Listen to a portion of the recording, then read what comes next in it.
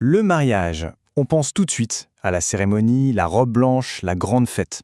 Mais en France, quand on dit oui, on fait bien plus que s'engager sentimentalement. En fait, on signe un véritable contrat avec des règles et des devoirs très précis. Aujourd'hui, on va décortiquer ensemble ce que cet engagement signifie vraiment une fois que les invités sont partis. Voilà la grande question. Qu'est-ce que ça change, concrètement, d'être marié d'un point de vue légal? On va soulever le voile sur tous ces aspects, du plus personnel au plus financier. Et vous allez le voir, certaines règles sont assez surprenantes. Alors voilà notre programme. On va commencer par les engagements personnels, ce que ça implique humainement. Ensuite, on parlera d'argent, des règles qui sont obligatoires, puis on verra les choix que les couples peuvent faire. Et on terminera avec les protections que la loi prévoit en cas de coup dur. C'est parti! Première étape, les vœux. En France, ce ne sont pas juste de belles paroles. La loi les prend très au sérieux. En fait, elle les a gravés dans le marbre, ou plutôt dans le Code civil. Tout repose sur cet article, l'article 212 du Code civil. Il impose 4 devoirs fondamentaux, la fidélité, le secours et l'assistance, la communauté de vie et, plus récemment, le respect. Ce sont en quelque sorte les règles de base du jeu, non négociables. Et c'est là que ça devient fascinant. La loi, elle vit avec son temps. La fidélité aujourd'hui, ce n'est plus seulement une question d'adultère au sens classique. Les tribunaux peuvent considérer que le simple fait de s'inscrire sur une appli de rencontre, oui, comme Tinder, est une violation de ce devoir. C'est une vision très 21e siècle d'un concept très ancien.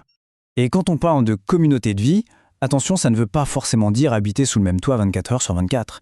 La loi est plutôt souple là-dessus. Si par exemple des époux ont des domiciles séparés pour des raisons professionnelles, c'est tout à fait accepté. Ce qui compte vraiment pour la justice, c'est l'intention de partager une vie, une sorte de communauté d'esprit. Allez, on attaque la deuxième partie, le pacte financier. En droit, on appelle ça le régime primaire. Il faut voir ça comme un socle de règles financières qui s'applique à absolument tous les couples mariés en France, que l'on ait fait un contrat de mariage ou pas. Personne n'y échappe. Alors il y a deux notions financières clés à bien distinguer. D'un côté, la contribution aux charges du mariage. Ça, c'est pour les dépenses de tous les jours. Le loyer, les courses, les vacances, chacun y participe selon ses moyens. Et de l'autre côté, il y a le devoir de secours. Lui, il intervient si l'un des deux se retrouve dans le besoin, en difficulté. C'est un vrai filet de sécurité, surtout visible au moment d'une séparation. Et voici un principe absolument central, la solidarité des dettes. Qu'est-ce que ça veut dire concrètement? Eh bien, si un conjoint contracte une dette pour les besoins du foyer, disons les courses de la semaine, les frais de scolarité des enfants, l'autre devient automatiquement responsable de la totalité de cette dette. Le créancier peut donc réclamer l'argent à l'un ou à l'autre, peu importe qui a signé. Heureusement, il y a des limites, des garde-fous. Cette solidarité ne s'applique pas si une dépense est, je cite, manifestement excessive. L'achat d'une voiture de sport de luxe sur un coup de tête sans l'accord de l'autre, par exemple, ça ne passera pas. Pareil pour les gros crédits à la consommation faits dans le dos de son conjoint. Là, on touche à une protection fondamentale. Le logement de la famille est sanctuarisé. Ça veut dire que même si un seul des époux est propriétaire de la maison, il lui est impossible de la vendre, de la donner ou de l'hypothéquer sans l'accord de l'autre.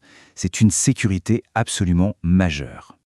Bon, troisième partie. On a vu les règles qui s'imposent à tout le monde. Voyons maintenant là où les couples ont le choix.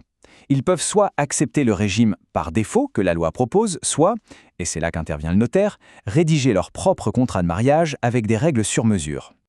Alors, pour l'énorme majorité des couples en France, c'est ce régime qui s'applique automatiquement, sans rien signer. Le principe est assez simple, imaginez 3 boîtes. Une boîte avec ce que l'un avait avant le mariage, une autre avec ce que l'autre avait, ça reste personnel, et puis il y a une troisième grande boîte, commune, dans laquelle on met tout ce qui est gagné et acheté pendant le mariage. Les salaires, la maison, la voiture, et cette boîte commune, en cas de divorce, elle est partagée 50-50.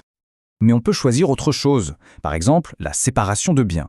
Là, c'est simple, pas de boîte commune, chacun gère son argent, ses biens, ses dettes, c'est le régime le plus individualiste. Et puis il y a une sorte d'hybride, la participation aux acquêts. Pendant le mariage, ça fonctionne comme une séparation de biens. Mais au moment du divorce, on fait les comptes, on regarde de combien chacun s'est enrichi et on partage les gains. C'est un système qui se veut juste, mais qui est aussi plus complexe. Et on arrive à notre dernière partie. Que se passe-t-il quand ça tourne vraiment mal? Le mariage, ce n'est pas qu'une liste de devoirs, c'est aussi un cadre qui a été pensé pour offrir des protections bien spécifiques en cas de crise. C'est un outil juridique absolument essentiel. Quand une personne est victime de violence, elle peut demander au juge de prendre des mesures d'urgence pour assurer sa sécurité. Par exemple, interdire au conjoint violent de s'approcher du domicile ou de la victime. Et ce dispositif vient tout juste d'être renforcé. Une loi de 2024 a étendu la durée de protection à 1 an et a même créé une procédure ultra rapide. Et ce qui montre bien l'évolution, c'est que le juge peut maintenant se prononcer sur la garde de l'animal de compagnie, parce qu'on reconnaît enfin son rôle crucial pour les victimes et les enfants. Le point à retenir, c'est vraiment que ce cadre juridique n'est pas figé dans le temps. Cette loi de 2024, elle le prouve de manière éclatante. Le droit du mariage s'adapte sans cesse aux réalités de la société pour tenter de mieux protéger les plus fragiles. Au final, on le voit bien, le mariage est bien plus qu'un simple symbole. C'est une structure légale, une architecture complexe, avec ses devoirs, ses protections, ses options. C'est un cadre hérité d'une longue histoire, mais qui est en perpétuelle mutation, en constante adaptation. Et la vraie question qui se pose, finalement, c'est de savoir si cette institution, avec toutes ses règles, reste pertinente pour les familles et les couples d'aujourd'hui.